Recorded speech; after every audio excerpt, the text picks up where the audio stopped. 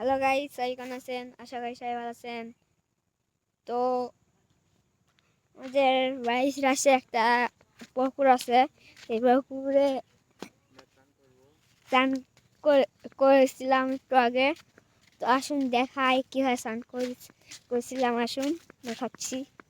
তো আসুন, এই যে এই এই যে পানা ভর্তি, পুকুর পানা ভর্তি। এই যে পুকুরে স্নান করেছি। তো এই যে এই গাছ কাটা হয়েছে।